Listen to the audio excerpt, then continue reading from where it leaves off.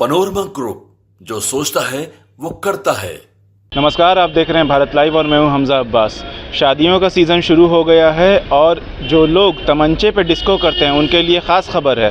Bihar police की तरफ से ये साफ साफ कहा गया है कि जो लोग शादियों में हर्ष फायरिंग करते हैं या फिर तमंचे पे डिस्को करते हैं उनके ऊपर ख़ास कार्रवाई की जाएगी।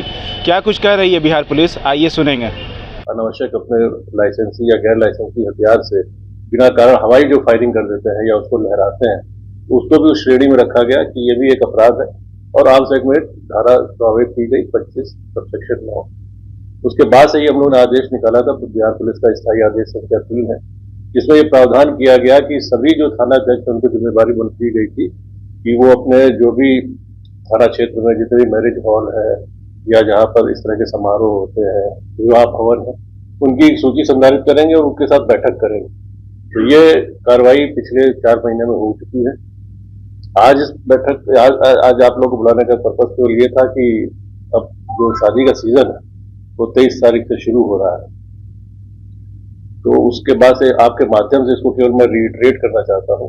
ये आदेश निकला था 27 जून को और उसके बाद जो आंकड़े आए उसमें इस आदेश के बाद से गिरावट देखी गई है, तो वो आंकड़े भी मैं आपके साथ शेयर कर दूंगा। और आपके माध्यम से एक अनुरोध यही रहेगा दोबारा कि जो एक घोषणा पत्र हमने इस आदेश में बनाया था उसको जो उभय पक्ष है, यदि शादी होती है तो उभय पक्ष उसको भरे करेंगे, लड़की वाला हो या लड़के वाला हो, और जो ऑर्गेनाइजर है उसकी भी एक जिम्मेदारी इसमें फिक्स की गई थी कि इस तरह की विवाह में या इस तरह के कोई बर्थडे का आयोजन हो या तिलक सेरेमनी हो, उसमें किसी तरह का कोई भी हथियार लेके नहीं आएगा, और यदि लेके आता है लाइसेंस हथियार है और उसको विधिवत रूप से अनुमति मिली हुई है तो उसका किसी तरह का कोई दुरुपयोग नहीं करेगा। उसको लाइसेंस मिला हुआ है सुरक्षा के लिए, तो सुरक्षा के लिए ही रखेगा। और यदि किसी तरह की उसके साथ फायरिंग की जाती है, जिसको हम हर्ष फायरिंग कहते हैं, तो उस पर कानूनन कार्रवाई की जाएगी। और सबसे बड़ी बात यह है इसमें जिम्मेदारी फिक्स की गई थी, जो दोनों पक्ष हैं शादी में या हमारे मैरिज हॉल के ओनर है या मैनेजर है, उनका भी इसमें संलिप्तता देखी जाएगी कि उन्होंने अपने स्तर से इस संबंध में सभी जो भी कंसर्न पार्टीज थी उनको सूचना दे दी, उसको अवगत करा दिया कि नहीं। तो इस तरीके से हम लोग का ये प्रयास जो हुआ, तो उसके बाद से घटनाएं ऐसा नहीं है कि शून्य हुई है, उसके बाद भी घटनाएं घटी हैं। तो ये आंकड़ा मैं शेयर कर दूंगा आप लोग के साथ। 6 महीने में कुल 68 केस हुए थे, जब मतलब 6 महीने इस साल के 1 जनवरी से लेकर 30 जून तक, और ये आदेश 27 जून को निकला था, तो उसके बाद से इसमें ये 1 जुलाई से ही प्रभावी हुआ 2-3 दिन के बाद। तो उसके बाद से पिछले 5 महीने में मात्र 18 केस हुए हैं। तो अगर आप देखेंगे पहले 6 महीने में 68 केस हुए थे और अभी 5 महीने में 18 ही केस हुए हैं, तो मुझे लगता है कि कुछ तो कमी आई है। लेकिन आप पिछले साल के कंपैरिजन करेंगे तो टोटल संख्या लगभग उतनी ही है। तो लेकिन हमको उम्मीद है कि आने वाला जो शादी का सीजन है उसमें इस आदेश को अगर और हम लोग कड़ाई से अनुपालन कराएंगे और आपके माध्यम से जिस तरह से इसका प्रचार प्रसार होगा, तो मुझे लगता है कि आने वाले समय में इस तरह की घटनाओं में कमी आएगी। हमने कार्रवाई भी की है, जो भी घटनाएं घटी हैं उनमें अरेस्टिंग भी की गई है। टोटल इस साल तक 100 लोगों की गिरफ्तारी की गई है और हथियार भी करीब 12 से 13 हथियार जब्त किए गए। तो ये आंकड़ा मैं आपके माध्यम से शेयर कर दूंगा, उसको दे दीजिएगा आप लोग को। सर 18 जो फायरिंग किया गया सबसे ज्यादा किस जिला में फायरिंग? एक बार में अगर एक आदमी पूछेगा तो आएंगे बेटर सवाल कर।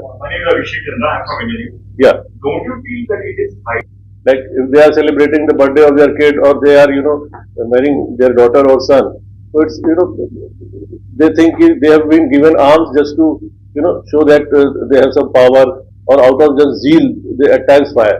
At times no one gets injured. At times people get killed also. So in any case, like even if it's no one is injured or no one is killed, if someone has fired in air, so arms has not been given to celebrate this thing or show off the arms. So if anyone does that, so it is punishable under the law. So it is banned. Like you are saying, it is high time it should be banned. It is banned. As per this order, it is banned and it is illegal. So in any case, if someone does this, we will take legal action, and we are taking legal action against that.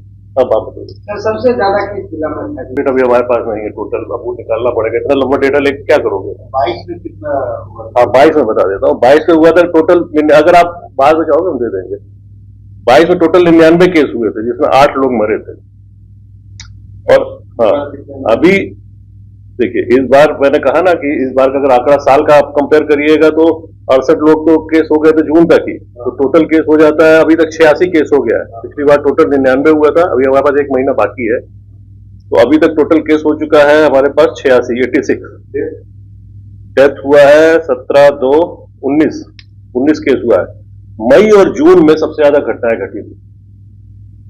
मई में हुआ तो मई और जून मिला के 43 cases हुए थे केवल 2 महीने में। 2 महीने में पिछले साल का 50% केस हो गया था, जब ये शादी का पीक पीरियड था। जब ये घटनाएं बढ़ने लगी तब हम लोग ने उसके बाद ही ये आदेश निकाला था कि इस तरह की घटनाएं बढ़ रही हैं।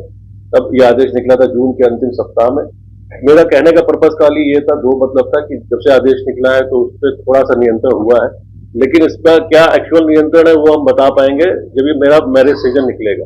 हमारे जो रियल टेस्ट है वो ये है, और उसके लिए हमने आपके माध्यम को इसलिए यूज किया कि आप जरा फिर से एक बार तो रिट्रेट कर देंगे कि शादी का सीजन आ रहा है, और हम लोग उसी तरह से जो भी लोग हैं इसमें इन्वॉल्व रहेंगे, चाहे मैरिज हॉल के मैनेजर हो या ओनर हो। जैसा कि आपने सुना कि बिहार पुलिस ने साफ साफ कहा है कि जो लोग हर्ष फायरिंग करते हैं या शादियों में लाइसेंसी या गैर लाइसेंसी हथियार लेकर के जाते हैं उनके ऊपर सख्त कार्रवाई की जाएगी, और साथ साथ जो होटल मैनेजर्स इस चीज़ को नज़रअंदाज करते हैं उनके ऊपर भी ख़ास कार्रवाई की जाएगी।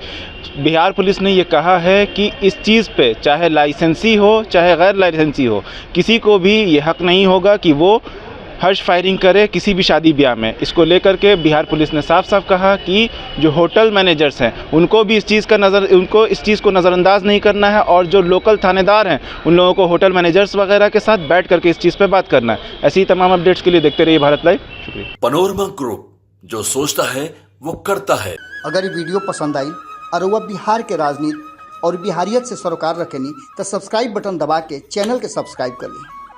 ओजे एगो घंटी बा, ओकरा बटन दबा देला से कुल सटीक और मारक खबर रुआ मुफ्त में मिल जाई। अगर रुआ पत्रकारिता के हमनी के नया प्रयोग में सहयोग कर चाहतानी तो ज्वाइन बटन दबा दी।